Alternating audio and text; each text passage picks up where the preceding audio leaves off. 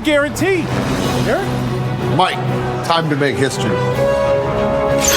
Players in Circa Million make 5 picks against the spread each week with quarterly and full season payouts. Circa Survivor entries choose one team each week with no point spread. The last one standing wins it all. We have $21 million on the line. Are you in? Visit circasports.com for details.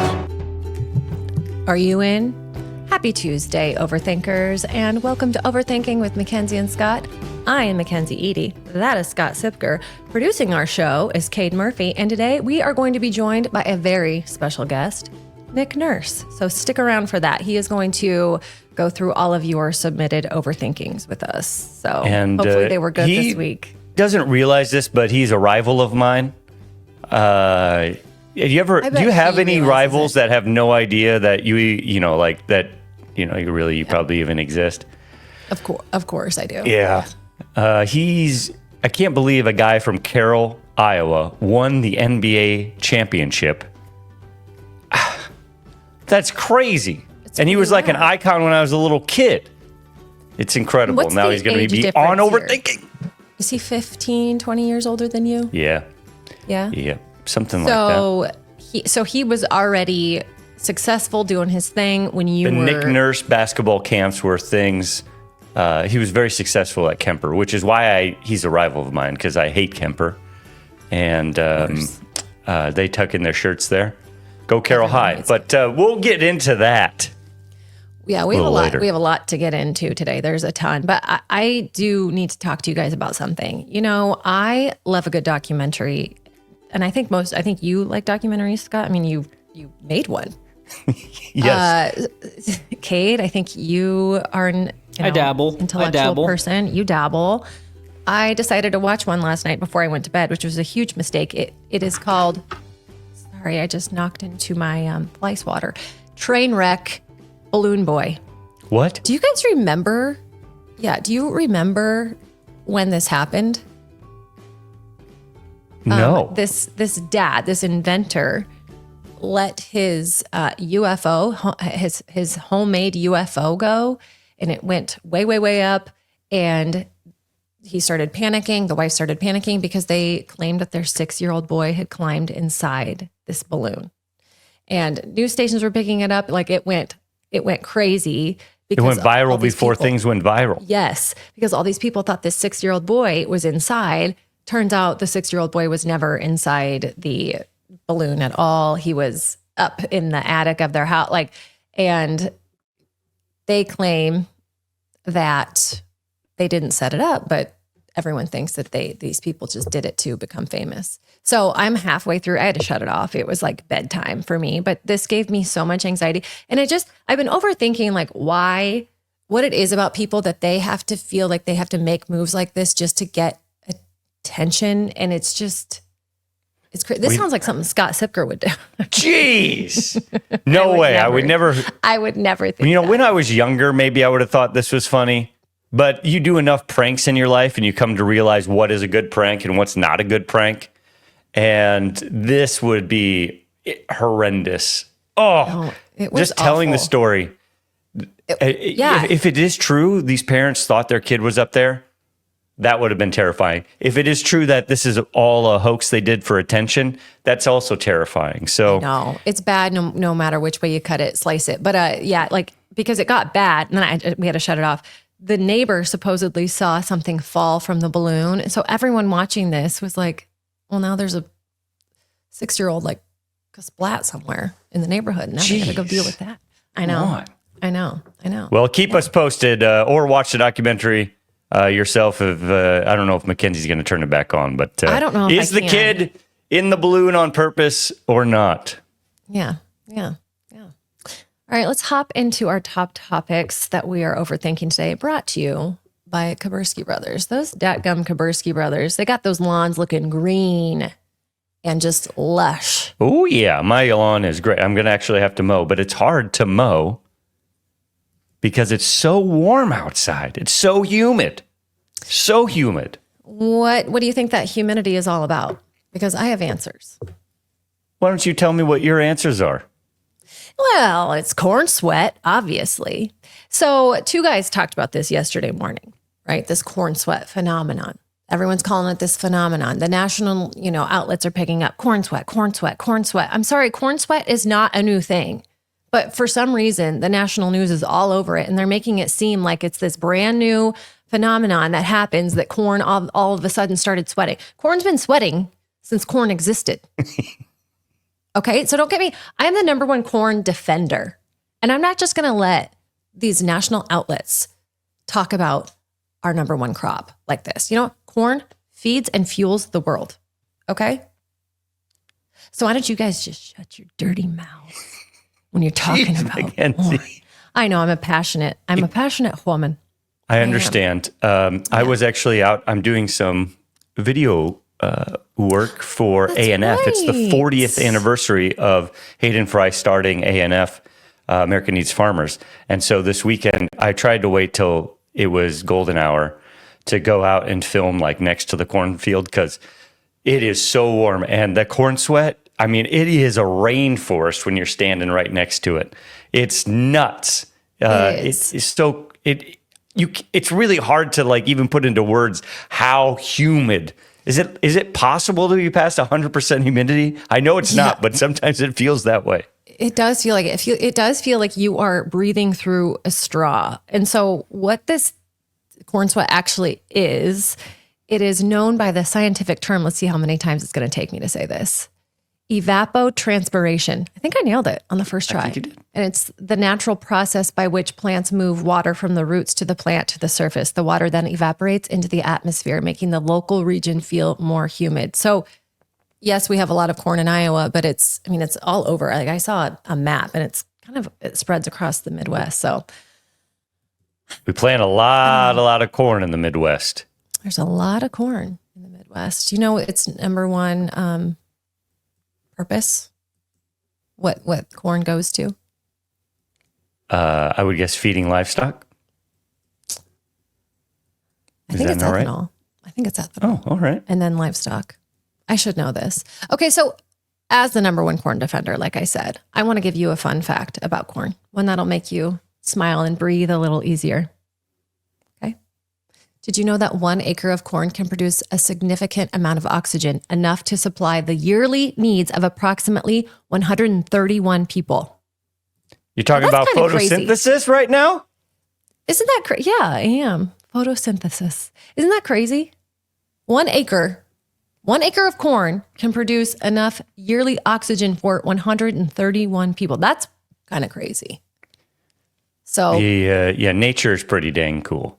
Nature. That's pretty cool. All right. I cannot wait to talk to you guys about this one. Man refuses to call nephew by his legal name because he finds it silly. So a man says he won't be calling his nephew by his legal name because he finds the name to be too silly. In a post published on, none other than Reddit, a 24-year-old man writes that his brother and wife announced that they were pregnant about 6 months ago, and he called to congratulate them. When he had asked if they had thought of any names yet, the brother said Maverick as an option. And this man, the uncle, flatly said, "I'm not going to call your son Maverick. I find this name silly." And he didn't think that the brother understood the gravity of bestowing someone a name like that. When you name a baby, you're also naming an adult. Can you really imagine an important businessman named Maverick? So, because he's a man of his word, he decided to call the baby Ricky instead. Now, I'm sorry. Can you imagine a businessman named Ricky? Hey, Ricky. I can. I got some numbers it's not to go somebody over I would want to do business with. I think of Ricky Roma from Glengarry Glen Ross. Not the type of salesman you want to be around. Right. And I think of Ricky Bobby, if you ain't first, you're last. Hey, good driver. Good driver. Excellent driver. And Maverick was a great pilot. I'm going to the Iowa corn race this weekend. Nice. Yeah. The name here, I respect putting down your boundaries and saying, you know what? I told you before, I'm not calling your kid Maverick. I'm going to take the Ricky part out because I appreciate going forward with it and say, I'm not calling your kid Maverick. Here's the thing. Maverick is a great nickname. It's a great nickname. Name your kid just something easy that they're not going to have to go through school trying to deal with having a weird name. We got to bring back the power of the nicknames. Nicknames used to be so much better. Nicknames are sweet, but I'm just telling you right now, in a typical kindergarten class, there's going to be 5 Mavericks, 4 Jackstons, 3 Emmas, 2, so by the time that they're adults, all of their peers are also going to have these stupid names too. Yeah. And like the Scotts and the Bills and the Cades, they're going to be gone. So my brother wants to name his son Maverick, actually, so this is hitting a little close to home, actually. I don't think Maverick is a bad name. Mav. I've heard a lot worse than that, but Maverick does feel like it's a good nickname. Paxton, Jackson, Waxton. I mean, all those names. Everyone has a goofy name these days. But when in 20 years, everyone's going to have a goofy name. You know That's what I mean? a good point that I had not considered on my rant about supporting bringing nicknames back and just giving kids regular names like Will. I think Will is a solid name that'll never go away. Luke. I love the name Luke. Always have. Yeah, I just feel like it makes your kid's life easier. And one of the reasons why we come up with nicknames is because back in the day, everybody had the same 5 names. So then you had to get creative and you had to come up with nicknames for people. And then how awesome, like if I think back to my dad's friends, Tank, Strato, like these are Zippy, like Zip, that was my dad's nickname. They're incredible, just great, solid nicknames. Well, yeah. And it feels like the art of it's gone away. I don't know. I don't think Maverick's too bad. It could always be worse. You could name your child like Aquaman or something. You know what I mean? Literally, Trisha Paytas, which I'm unfamiliar with her work, I will say, but I think she's a TikToker. So I dabble in TikTok, and last week she had this baby. And TikTok was going crazy. They're like, she's going to name it Titanic. She's going to name it Ghost. She's going to name it. And I was like, what the hell? Like, why would they assume that this woman's going to give their baby a kind of a crazy name? Well, she ended up naming him, Aquaman. And Aquaman joins his big sisters.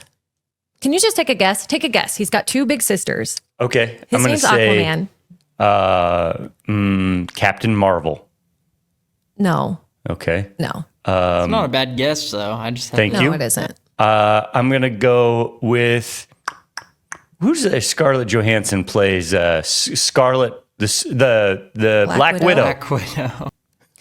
No, you're wrong. Malibu Poison Barbie. Ivy. Malibu Barbie. Malibu Barbie. Okay. I was way off. Elvis. And there are 2 little girls. So now she's now Aquaman. So here is where I draw the line. I do not care if you name your baby Maverick. I do not care if you name your baby Emma. Like, I know that they are cute on little kids, but eventually they're all going to be adults and they're all going to be named that. Aquaman, he's going to have to write that. Like, he's going to have to sign a check. I mean, this is just embarrassing. At what point, deep question here. Okay. At what point does giving a child a stupid name become very low grade child abuse? You're making this kid's life harder for no reason other than you want to be seen as creative or out of the box. Like, this is, you shouldn't do this. Is a selfish move. It is selfish. It's incredibly selfish to name your kid something stupid, like, especially if it's objectively stupid. That is stupid. Aquaman is a stupid name for a kid. It's dumb. It's ridiculous. It pisses me off. Malibu Barbie is also effing stupid. Elvis is kind of cute, I will say. Like Elvis, LV. You can. I kind of like Elvis. I wanted to add. I don't hate that. I don't hate it either. But I mean, even like, okay, when you are faced with having to name a child, it is huge. So yeah, I have Hayes, Cash, and Roe. They're different, but they're not crazy. Like, actually, they're all very old names. A lot of people don't know that. But Roe, when I had Roe, it was 2 weeks after Roe v. Wade was overturned. So people thought I was making this huge political statement by naming my baby something like that. And I'm sorry, like, trust me, I am on the side. We're not going to get into it. It's spelled the same way? ROE. Yeah. Oh. And I wasn't. Now, let's just say. Talk about overthinking a name. Like, Oh my God. So I had people from across the political spectrum saying things to me. And I'm like, I'm sorry, but I am not a selfish enough person to put that on my child. Do I have my beliefs? Of course I do. And I believe that all women have the right to choose. I'm just going to say it. But do you feel like, though, you should have thought about this? No, I did think about it. Well, okay, here's the thing. And I know we got to keep going. I thought for sure that this baby was going to be a boy. I thought for sure. So we named the baby on the way to the hospital, and we named him Jack Robert. Then the baby comes out. That baby is a girl. And I'm like, well, I love that name. Like, that is the name that I have had in my phone notes app since 2016. So when people from like the right side and the left side were like, where'd you come up with the name? I just had to be honest. I'm like, I've had this name in my head since 2016. I love it. And I was going to name it. Seems like propaganda to me, Mackenzie. Right? I don't know. I know. And so people truly think that I am out here naming my child, and I would never do that. Just to let everybody know. It's just a cute name, and it's a cute name for a kid and an adult, in my opinion. All right. Speaking of controversial issues, Sydney Sweeney has great genes. Okay. So Sydney Sweeney, she's been in the news a lot with that soap made with her bath water and with the hole in it that, I don't think that's why she's in the news, but okay. Continue. Sydney Sweeney recently collaborated with American Eagle on their new fall clothing ad. However, the advertisement has since received much criticism for its tagline, Sydney Sweeney has great genes, because this caught its racial undertone. People think it has racial undertones, and people believe it's tone deaf. So they put this video up on their Instagram page, and it shows her like walking up to a billboard, and it says, Sydney Sweeney has great genes with the G. And then she crosses it out and says jeans. And we all know what she looks like. I think she is a tall, beautiful, blonde, blue-eyed. People are stretching on this one. Woman. They want to get pissed off about this. This is a stretch. This is a good pun. Like, this is good. It is. And I truly think it's funny that because it's true. It is funny. And I think that they could use a person of any color, culture, whatever, to do the same ad. But it's Sydney Sweeney. Do you know what I'm saying? Like, anyone could have great genes. Sure, great exactly. Jeans. Denim jeans. But Sydney Sweeney has great genes for sure. People want to tie this off. They are calling her, is it a Nazi now? Yes. Because she's not necessarily the Nazi, but American Eagle are the Nazis. Okay, so there's been some comments. This is what happens when you have no people of color in a room, a fan wrote. They criticized the clothing maker for getting caught up with clever wordplay and missing what was blatantly obvious to people of color. I'd expect this from Abercrombie, but not y'all. They said. Good insult. Good insult. I'll give him that. I mean, this is perfect. In today's age, when you put out some marketing like this, you need to be pissing off a certain amount of people. Maybe it's 10% or 20% of people. They're pissing off. I'd say probably 50%. And that I mean, talk about getting so much attention. This is a. I know, but is it the attention that they want? No, it is not. Yeah, I don't think that they care. No, I think they're hooking up with Sydney Sweeney's brand. They're getting so much attention right now. People are going to be wearing more of these jeans because of this ad. I don't think people will be wearing more of those jeans, but I do think that they are going to be getting more. I think American Eagle for sure is going to be getting a lot more attention, because I'm certain no one has the body of Sydney Sweeney to go buy the specific jeans that she has on to look like Sydney Sweeney. Yes, but this is why they hire her. There are people who want to be like Sydney Sweeney. And so they're going to go get these jeans. I would rather focus on the bra than if you want to look like Sydney Sweeney. Like the jeans, I'm really not looking at Sydney Sweeney below the waist. I'll just be completely honest. And I don't think most people are. That's not what Sydney brings to the table. Cade Murphy, I'm sorry. We have to get him in. He is our Sydney Sweeney expert. We got to get your thought. You are. What do you think about this? Truthfully, I don't care. You know what? I agree. I agree with you. Who gives a shit, man? Is that? I just know, couldn't get but mad just about Cheese this. commercial. I know, think but it's- I think they had a responsibility to like read what they were saying. I'm really sure do. that they did. But it's weird now a little bit.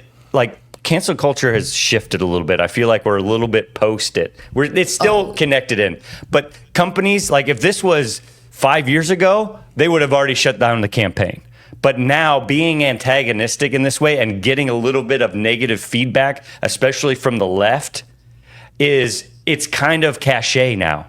Yeah, right at this moment. I hear what you're saying. I I think think it is kind of crazy that it's kind of ballsy that they went for it. Cause they're definitely the it's crazy. first company to like kind of step over the line or push back a little bit. So I am curious to see. I mean, their stock rose by millions of dollars, right? So I mean, did it? I thought it went it down. did. No, it shot up from what I heard. That's what old Murph said over the weekend. He said it. Got it. The stock went. Yes, it did. Bananas. It's all green. So It's all green. Intention matters. Intention matters. I don't know. I don't think that they were. I'm guessing they weren't thinking about eugenics when they came up with this idea.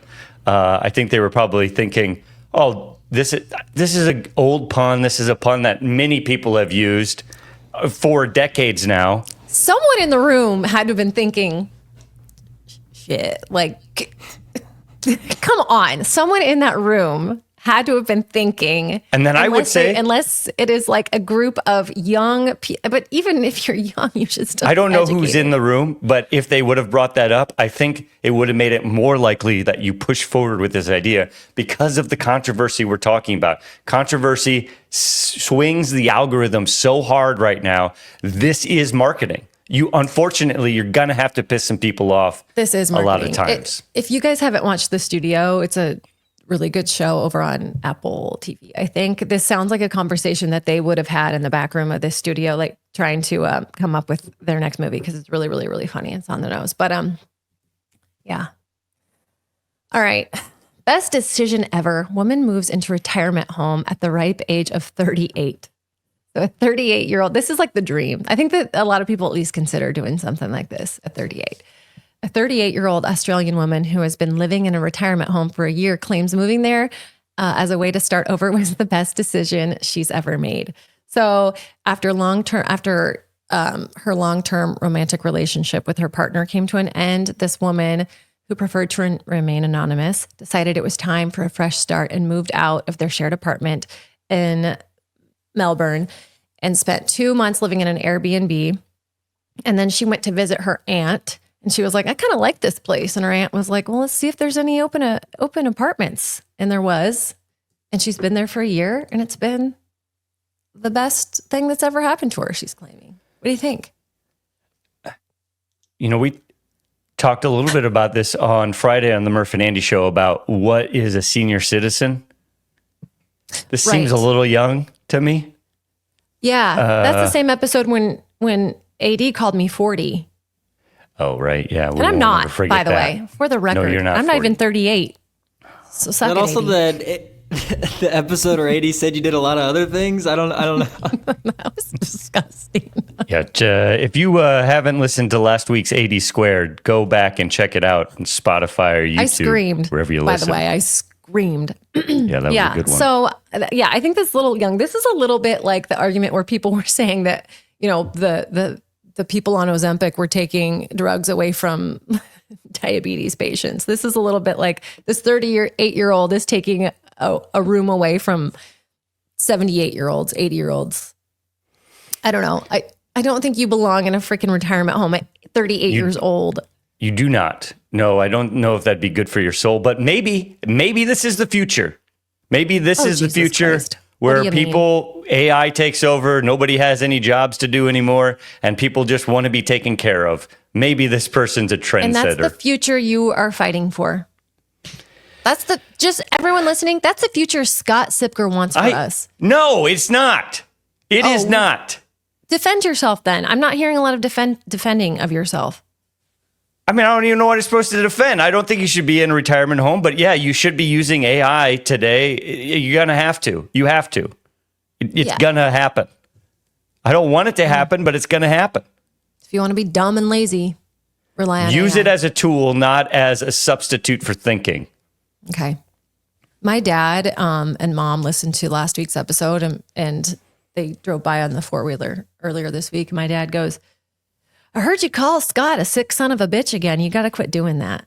I'm like, well, No, you don't. Scott, I don't once think you Scott do. quits No, you acting don't. like a Totally sick fair. son of a bitch, I'll quit. Totally fair thing to say, actually. Sick son of a bitch. It feels good. It just feels good. It kind of feels accurate as well. Vampire coach forced student to donate blood hundreds of times for school credits. A Taiwanese women's football coach has come under fire. So I'm assuming they mean soccer. I don't know. For allegedly forcing students to donate blood hundreds of times in order to receive school credits mandatory for graduation. Zhu Taiying, a prominent women's football trainer, has been dubbed the vampire coach by Taiwanese media because during her time at the National Taiwan Normal, doesn't sound very normal to me, university, she allegedly forced students to give blood numerous times on consecutive days, donations that she claimed were linked to 32 school credits necessary for graduation. Terrified of not being able to finish school unless they did the coach's bidding, some students had their blood collected hundreds of times in a matter of days, with some claiming that harvesters could no longer find viable veins. I don't even know why. I don't know why. That seems like a bad coach. We have a good coach coming up, and I can't wait to talk to him. But have you ever had just like a bad, wacky, zany coach? Oh, I mean, when you're in Little League and stuff, you just you think back now to those guys. I actually, now when I think about it, I had great coaches. Only one time, Coach Strive, Carroll basketball, he punted the ball all the way across the court during practice because we weren't playing very good defense, zone defense, and he yelled so hard. I mean, and he came into the locker room and like during a halftime, like just chucked a marker against the marker board. We won the game though, so turned it around. I had a coach that slept with a student at my school. Are you frozen? You can't do that. He also bought the wrestling team beer. Did he get arrested? No. He went for it. He really went for it. Yeah, I mean, it was crazy, and I don't know how into it I should get, but like there were times when after algebra class, because he taught algebra, we'd walk by and the student was giving him like a shoulder rub, and I just thought in my dumb little teenage mind, like, that ain't right. You know, I know I'm from a small school, but that's not right. This is far more what shoulder rubs disturbing turn than into. any of the stories that I've told about my grade school times. No, I don't think so. A priest is like as nasty as you can get. Oh, come on. Nick's about to be on here. We can't have this Catholic hate. You can't be doing that. Jeez. You're right. But, it's not too late to repent, is what I'm trying to say. Well, we have a few minutes to get through, so we might as well get through my 2 random rundown questions while we're here. How about that? Let's rock and roll. My random rundown is brought to you by Iowa Corn. Your voice matters. As an Iowa Corn Growers Association member, you help shape policies that impact your farm from the local level to Washington, D.C. Be part of the movement shaping the future of Iowa agriculture. Sign up now at iowacorn.org/join. Thanks, Guys, Cade. And you too can be out there defending corn sweat. Yeah. I thought you guys were talking about Superman at first because the guy that plays Superman now, his name is David Cornsweat. So for the longest time, I thought you guys were talking about Superman. His name is David real name? That's how they pronounce it? Swear to God, his name it's Coren Sweat, but it's Corn Sweat. It's pronounced Corn Sweat. Anyways, guys, is wearing a t-shirt of the band or artist you're going to see a douche move? I think I've heard a lot of people say that it is, including my dad. I'm not sure if he uses it as an example, like as opposed to him actually feeling that way. But I need to get down to it. I need to get the real answers because I'm seeing Paul McCartney later, and I'm probably not going to wear a Paul McCartney shirt to the concert. But I am curious if it's a douche move or not because I don't think it is. Could you wear the Beatles to his shirt, or would that bring up bad blood? I don't know. I don't think it would. If you wore the wings, that would be pretty cool, I think. I think so too, but I just need like a general answer. It's not on the scale. I would not do it. Okay. I would not, I'd wear a cool band that's adjacent. Yeah. Maybe a band that the band that I'm going to respects. That's the shirt I would wear if I was going to wear a band shirt. Okay. I know Nick's a big music guy, so I might ask him that too. Kenzie, what is your opinion on that? Yeah, I'm not wearing a Paul McCartney shirt to a Paul McCartney concert. Do they even make Paul McCartney shirts? Oh, they does he have- absolutely make Paul McCartney shirts. Yeah, of Sure, course. I could get one custom made at least. So what I would do is something in the same vein. So, if I were going to a modern country concert, then I would wear like an old school country, like I would wear, it's old school country concert to a modern concert. Does that make sense? Kind of like a nod to what. Yeah, came I like before the you. idea of a band that's adjacent to the band that you're going to see. I feel like that's a really strong move. That's the shirt you wear. I think people care too much about that. Wear sort like of- a if you- Marlboro shirt. Like I smoke cigarettes. I just and don't I'm understand. cool. I don't understand the problem with just wearing a shirt of the band you're going to see. You're going to pay to see them. I think it's like trying too hard. It's making so it dumb. shush. It feels like it's a thing not a real fan would do, like a cosmetic fan, a fan who maybe listens to the music just on the way there and they hadn't listened to it in 5 years. Like they're overcompensating. Yeah, it's like buying your shirt it's like buying your Cyclone shirt at Walmart just for the game. You guys are brutal. That's what it feels like. No, I'm wearing a McCartney shirt to that concert. I don't care. You guys are wrong. Gross. I was curious what the most overhyped tourist attraction that you guys have seen is. I'm gonna have. I mean, there's so many out there. I have not seen the Leaning Tower of Pisa. I've heard that one's right up there. But for me, I think it's the I-80 truck stop.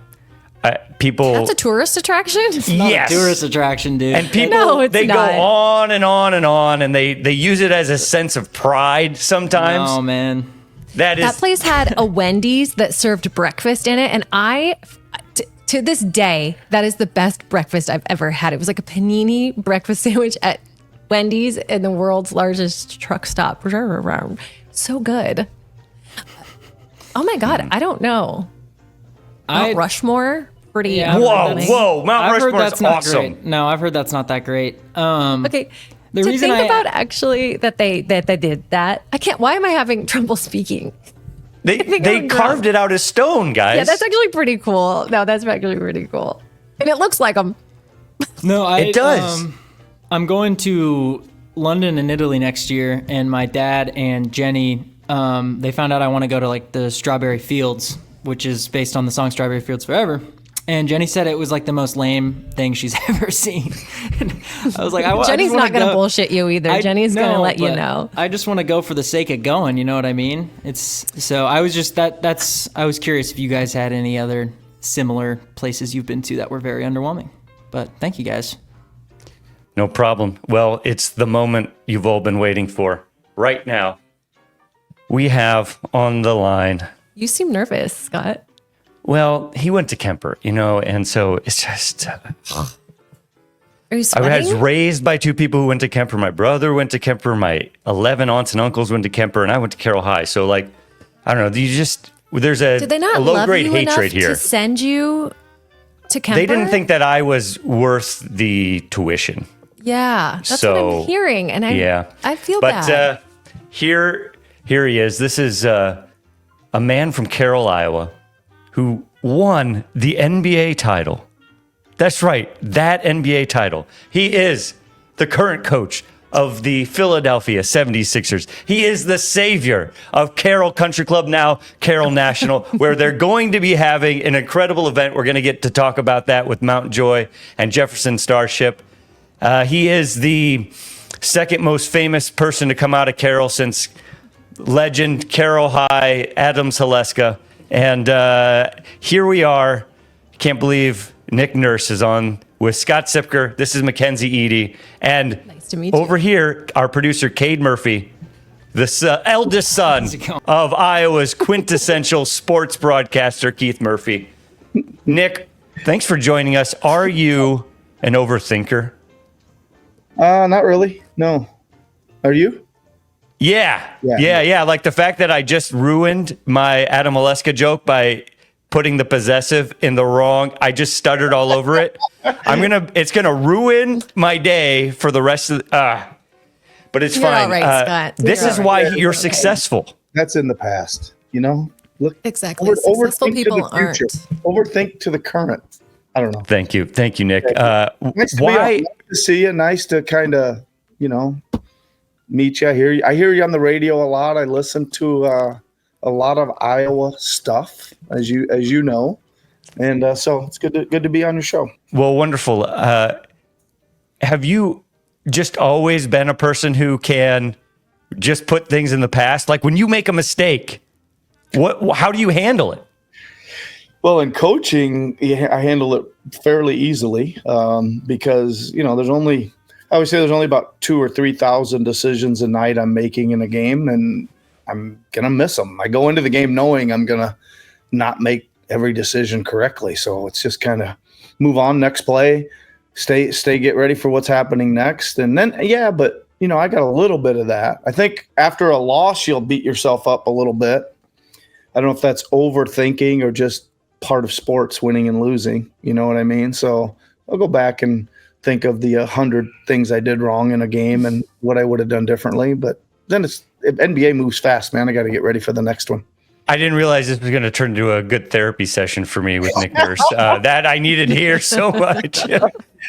We have Cade Murphy here, the son of Keith Murphy, and he has a few questions that he's been dying to ask you. Cade, take it away. Hi, Nick. I'm a big fan, by the way. I have a few questions for you. The first one I want to ask if there was a specific player archetype that you think is underrated in today's NBA. Well, I think that right now you see the two teams that made it to the finals. I think I like this type of player that's kind of rising to the top, and it's very simple. It's a two-way player, right? Absolutely. Guys that are like picking up full court, guarding really, really, hard, playing good hard defense, and then are also, prolific scorers, shoot the three, that kind of stuff. So the two-way player is really in vogue right now in the NBA, which I think is great to see. I think it's you should play both ends in this sport of basketball. Absolutely. I know you're a big music guy. If you could recommend, so I'm a big vinyl guy. I collect a lot of records and stuff like that. So I was curious if you could recommend one album for me to sit down and just listen to, do nothing else after this podcast. What would it be? Holy smokes. One album. I got a bunch of vinyl. I'm gonna hit you with the Sign of the Times by Prince. Okay. He did a re-release. Check this out. So the Sign of the Times album was very good. Had about 20 some tracks on it, double album. And then they did a reissue of it in 2017, 2019, something like that. Yeah. And they only put on, how they usually put on a live song or a little demo. So they add a couple tracks on a reissue. They only added 68 new songs. Oh my God. on the reissue. So okay. That's like a few more than Jimi Hendrix's whole career onto one album. So that one is pretty cool. There's a lot of really cool funky tunes, slow tunes, good stuff on there. And you guys know I'm a big Prince fan. Yes. I was one of the few people in Carroll listening to Prince back in the 80s. Yes. And if you're still in Carroll listening to Prince, you can come out August 7th to see Purple Wonder before Mount Joy. Yeah. Is your love for Prince, I assume, part of the reason why you shoehorned in these Prince songs? Well, so last year at the first event, we kind of just taken over the course. In April, May, and we kind of threw this event together in August. We weren't quite sure what was going to happen with it, and I got one of Prince's bands, New Power Generation, all the original members, except then they bring in a lead singer.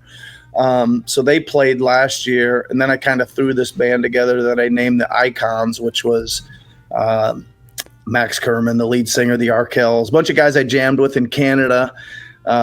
James Poser, the keyboard guy for the Roots. I had Mike Scott, who was Prince's, Justin Timberlake's guitarist for all these guys. Threw them all together. Got some great people out of Des Moines. Dave Lovers was on the harmonica. Anyway, threw that group together. That's kind of my jam group. There's about 12 of us up there. This year we went a lot bigger. We had kind of sold everything out to the max last year, so we decided to expand it. We're putting a stage down one. But yeah, to answer your question, Purple Wonder is a bunch of guys I jam with here in Philly.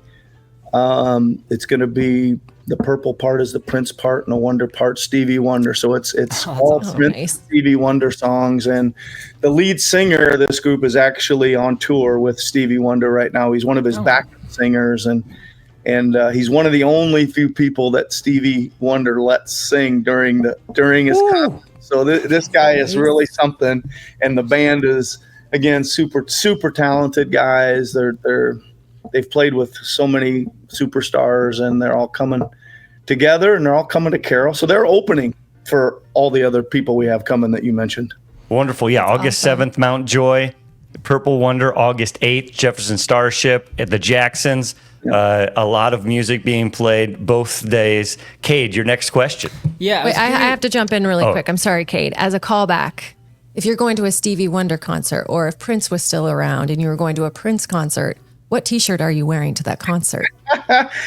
You guys, I almost always wear a Prince T-shirt to almost every concert I go to. Okay. So my story is, and There you go, Cade. People are tired of hearing this story, but I rode a Greyhound bus from Carroll to Minneapolis in '84 to see the Prince Purple Rain concert. So I'm pretty hooked right from there. Yeah. I must not. I got to tell the truth here. I didn't wear it. I went to the Backstreet Boys last week in Vegas at the Sphere. Yeah. I actually wore a shirt with all the guys' names on it that a buddy of mine gave me from Philly, so I wore it to the concert. Normally, I wear a Prince shirt to when I go to almost any other concert. Yeah. See, I think nothing's wrong with that, Nick, but these people might think you're crazy for wearing, the people you're going to see on your shirt. Nick Nurse has in his possession a Backstreet Boys T-shirt. Yeah, and it's getting framed right now too. It's getting framed. I love that. So, I was fortunate enough to somehow at the last minute, some guys grabbed me and took me down and got to meet the boys. And Nice. That's like my dream. The shirt all by their names, and so that one's going to be a keeper. Yeah, that's frame worthy for amazing. sure. Yeah. I was that is. I was curious if you knew any players that you coached, current or former, that had that surprised you with their music taste by chance.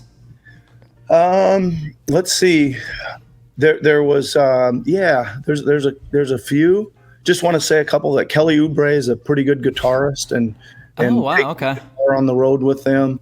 Pascal Siakam's got great touch on the piano. Good player.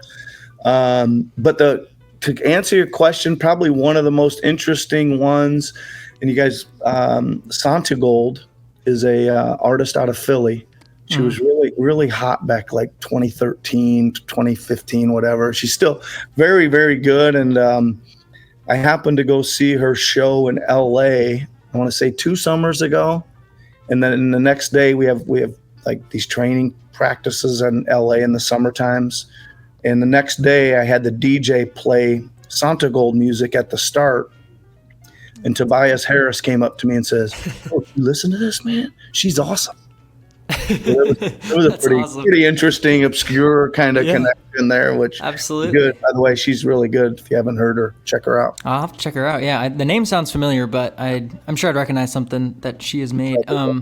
So this show is all about overthinking, as I'm sure you know with the name and everything. Are there any mistakes you made early in your coaching career that you're grateful for now? Yeah, 100%. I think, funny, I just told this story to somebody the other day, but one time we'd won, I think I came into the locker room after a very tough loss on the road. I was coaching the Iowa Energy. I think we were playing at Fort Wayne, and we kind of had the game and made a bunch of really silly mistakes at the end and lost. And I came in pretty upset at the team, and was getting on him pretty hard, and one of the players got more upset back at me and said something like, "Yo, man, we just ripped off 6 in a row and 11 of our last 12. You know, we've been playing hard and giving it up, and you need to come in here and get on right." And I was like, you know what? He's right. So normally after games, I don't say anything anymore. People think, "Oh my God, what are you going to tell them after the game?" I usually say, "Good job," or "We're better than that." And we get it up and we say, "Go team." And we evaluate it all the next day when everybody's had a good night's sleep and I've actually watched the film and all that kind of stuff. So that's probably a big one, that big lesson I learned way back at the Iowa Energy that I use still today.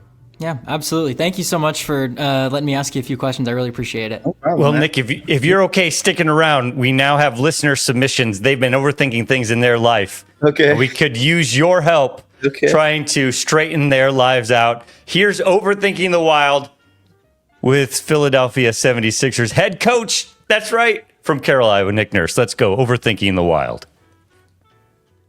Amazing. So Jordan J has been overthinking family vacation. And I think where she's coming from is she is a parent of small children. So she's got vacation in quotes because we all know that it's more of a trip than a vacation. Yeah, But would Jenny love and to Keith hear- talk a lot about this. It's a trip. I can't give you any advice here, but I can empathize with you. I just returned I got an 8 and a 6-year-old, and we went to Yellowstone for a week, and I'm still trying to recover from my vacation. I needed a vacation for my vacation. Do you subscribe, Nick, to the idea that if you take your kids, it's not a vacation, that's a trip, and if you go without the kids, then that's a true vacation? That is right up there. I'm 100% on board with that line of thinking. Yes. I do too, but sometimes it is nice to go on a vacation and then take a vacation from the extra stuff, the cooking, the cleaning, the having to just worry about your house. So yeah, but it's still a trip when you have the responsibility as the parent. It's like, we should have brought a nanny along or something so I can actually have a couple margaritas by the pool because this just straight up isn't fun. All right. Amy D has been overthinking why her brain decides to overthink the dumbest things at 3 a.m. Can you relate to this at all? Yeah. The problem here is that if you're up at 3 a.m., you shouldn't be thinking at all. Oh, then it spirals out of control in the wee small hours. Are you a late night guy? I got some really bad advice for this. Is that okay to give? Yeah, please. No, Yes, that's all we please. give here. Yeah. So It's true. I would say I'm not a late. I get up really early and go to bed fairly early, I would say too. But obviously don't, have some moments like this where you're up. This is when I would like to inform you that I start listening to all my Iowa podcasts and Iowa radio shows and things like that. I just kind of click in one earphone and lay there and listen. And I find that gets me to stop thinking about things. Now I'm actively listening to something else. So it gets me off the train of thought of kind of rehashing the same things. And then I fall back asleep. Well, I'm not sure that Iowa if I should. content can lull you right to sleep. Yeah, that's I love right. That.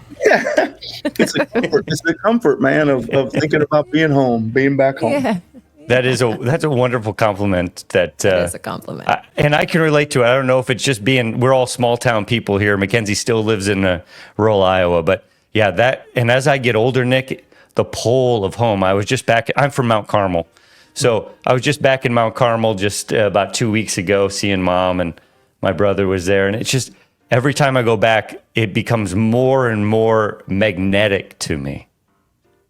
Why do you think that is? That's what happened, Scott. That's why I moved back. It was so magnetic that now here I am and I'm staring at a field. So just watch out. It's definitely a thing, but why is it a thing? I don't know, man. I guess there's just so many. I guess that you would probably, or I would say, there's just so many positives to think about. Like I always say, I do a lot of stuff for Carroll. Well, why? Well, because I loved it there, man. I love the people, the community, the sports nuts that they are, the environment that we grew up in was like amazing.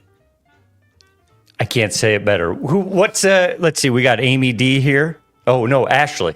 We have Ashley. Ashley has been overthinking why back to school shopping is so expensive. I don't know if that's really something to overthink or if it's just a fact. Yeah, Mackenzie, what do you think? As a mom here, what do you do with this? Well, it hurts to see that your bank account take that hit at back to school shopping, but at least you're just going to take that hit and then they're going to be set for the rest of the year. Well, not really. I have 2 boys and a little girl, and those boys, the shoes, I'm going to buy the shoes here in the next month, and I'm going to buy a new pair of shoes in 3 months. And it's just, we're like on a 3-month rotation with those shoes. But no, it's not that bad. It's, I don't know. I mean, we do have the tax holiday coming up. So save up. It's this weekend. This weekend already? Oh, it's almost back to school. Get out there, get all your school supplies, and maybe grab an extra pack of crayons for your teacher too, because they're always struggling as well. Yeah, they are. Okay, this one's funny. Here we go. We really need your input on this one. Derek D has been overthinking something. His son is dead set on being an NBA player, but he is unathletic to say the least. How does Derek handle this?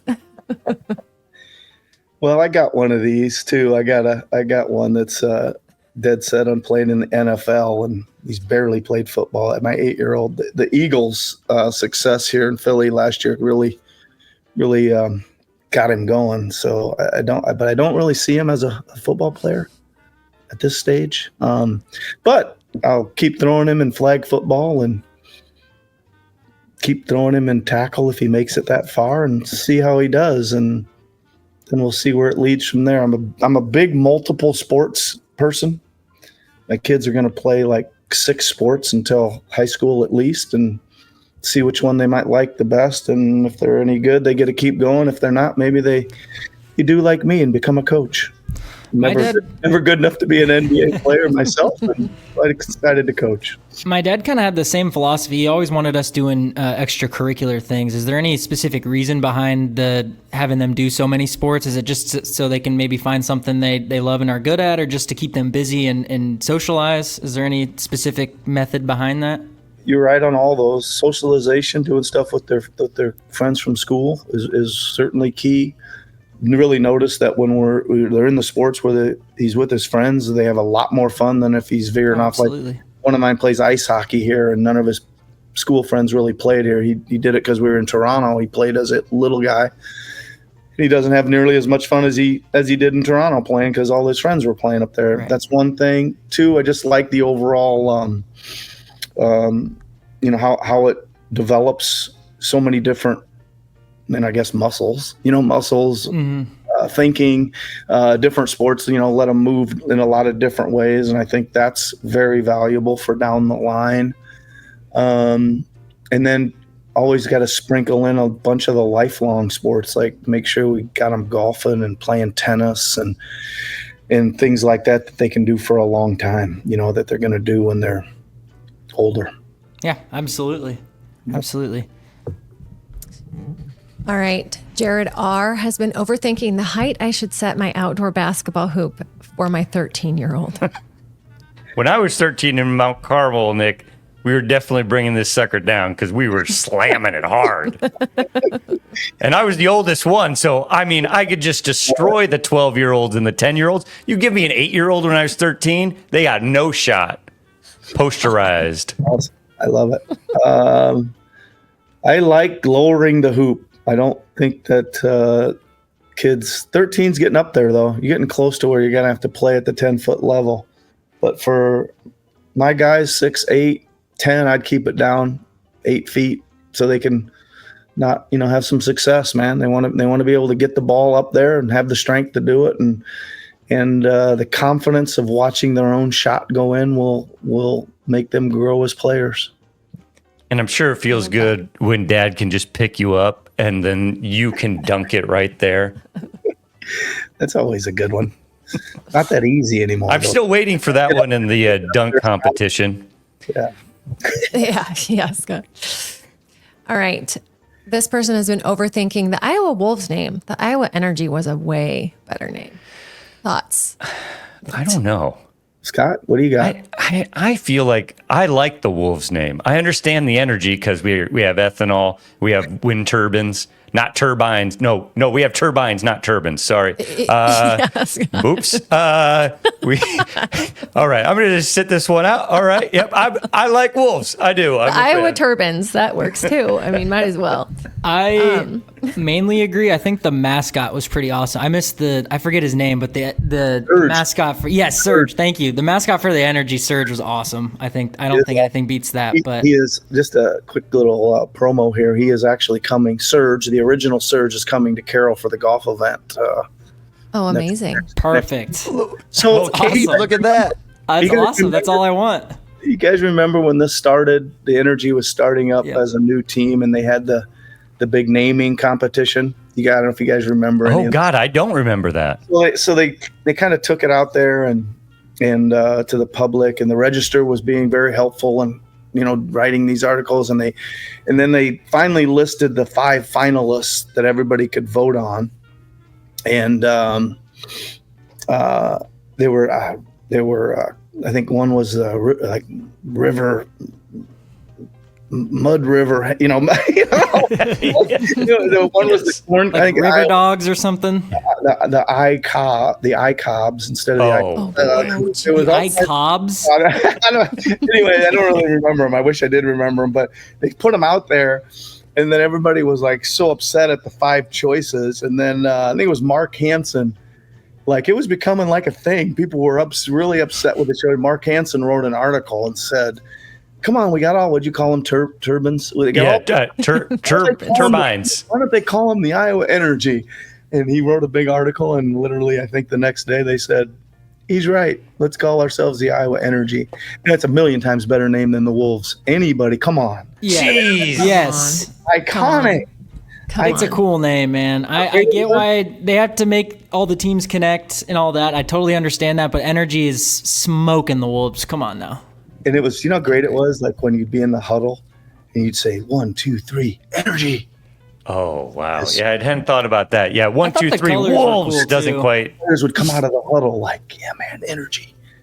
I like the colors too. I thought the colors were nice, but Yeah, it was good. Well, Nick, thank you so much. We have had such a good time. Thank you. I think you probably changed a few people's lives by helping them think through a few things.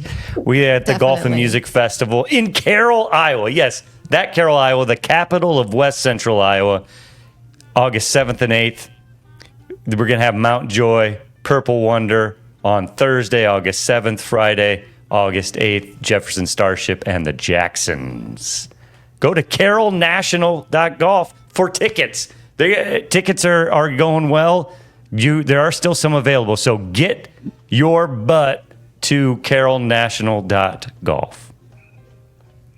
Nick, what do you have to do between now and August 7th? Do you got anything else you got to get lined up for this festival? Well, for this event, I was going to say I got a little shooting clinic starting tomorrow with all of our younger players here in Philly. We got 3 days of just working on the basics, mechanics, taking them back and getting them ready to go for the rest of the summer. What else do I get? Man, there's all kinds of stuff. Mostly just organizing who's coming and how they're getting there and when they need to be there and all that stuff. It's going to be really Are awesome. you going to be hanging out with the Backstreet Boys anymore?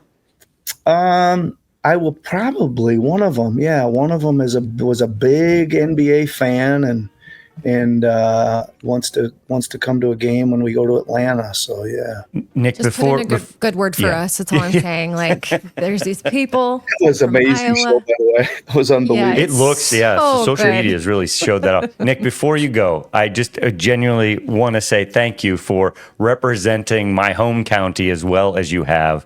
I've always looked up to you. I still remember getting the Nick Nurse Camp flyer when we had to do paper and pen back in the day. My dad was such a fan. He went to Kemper as well. As much as I hate all of you Knights, I really appreciate just the genuineness that you represent our area with. And I'll leave with this. How many times a day do you just sort of pinch yourself that you came from this small town and now you're the head coach of an NBA team with a ring? Not very often. I guess I don't think about it too much, to be honest with you. But I think Scott thinks about it. It was a super long, winding journey, and just got some great breaks along the way. And again, I keep saying like the Iowa Energy is a great example. Without the Iowa Energy, there's no way I'm sitting here as the head coach of the Philadelphia 76ers. I was coaching in basketball obscurity, England and the USBL, and coaching all these summer leagues and all this stuff. And then all of a sudden, boom, I'm the head coach of the Iowa Energy because of, Gary Kirk and Jerry Crawford and Paul Dre and Sheldon Oringer. And these guys helped us start this thing. And then I'm like a half a step away from the NBA, and, we win, and that gets some attention, and we win the title, and that gets some, and it just kind of goes from there. And some nice breaks and some unbelievable people helping along the way. Well, I love the work ethic that you have powered your life by. I hope there's something in the soil where we came from that makes that true. And thank you for saving and investing in the Carroll National now. I just love that place so much. So many memories. Thank you. I appreciate it. Thanks for having me on. All right. Well, good luck, everybody. Go check out the event, the Golf and Music Festival at the Carroll Country Club, August 7th and 8th. Nick, thank you so much for joining us. See you. Thank you, Nick. Bye-bye.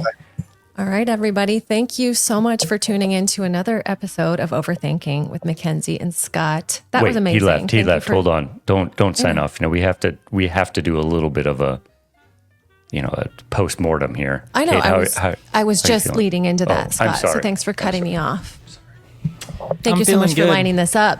Scoop. I'm feeling really good. I got really cool. Yeah. Thank you, Scott. Yeah, I got too shy to ask him about VJ Edgecombe, but next time. Well, Sounds like Scott has his number, so just text him. I can't believe I was so excited to get to that Adam Oleska joke at the beginning, which is an esoteric joke. I know, and I fucked it up. You also spent like 30 minutes introducing him. Ladies and gentlemen, it's time. You for were the ring nervous. champion. That was no, really I know. Cute I'm just giving you. I was so nervous too. You were very cutely nervous, Scott. Thank you. It was adorable. And pie. this little tag at the end when you were thanking him, I got a little emotion. I did too. That was really beautiful. That was really. I really mean sweet. it, man. It's I grew up that Carroll Country Club. I became so much of who I am today, and the fact that he saved that place. I would used to work first shift at Pella Roll Screen in accessory pack out, and then I would immediately get done at 3:00 and drive the 2 minutes to the Carroll Country Club to work in the pro shop or play golf until dark. Like that's, and it's just a special place. Carroll County is a very special cool place move for him to do that. That something he didn't have to do but did. That was really. So that's a testament. It seems like to who he is. He's such a laid back so guy. cool. Like what a laid back cool guy.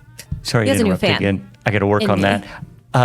Yeah, you do. He's clearly not an overthinker. Like legitimately, like when you make mistakes and then he's like, I just let it go. I'm like, you don't want your NBA basketball coaches to be. You don't want your brain surgeons to be overthinkers. You don't want your coaches to be overthinkers. You really don't want. You just want your podcast overthinkers. hosts. You probably don't, but like tough shit, You probably don't. Well, on that note. But if you do, we're happy you're here. We love you. Well, everybody, thanks sons of bitches. Thanks for listening. I hope all your favorite bands stay together. Wasn't it fun to see him light up when Kate asked him that question? Kate, awesome. The question when you asked him about recommending an album, he lit up. Yeah. Great that was question. Amazing. Thank you. That was amazing. My dad's bet was Purple Rain, and he was wrong. Oh, he's not too far off. No, he wasn't.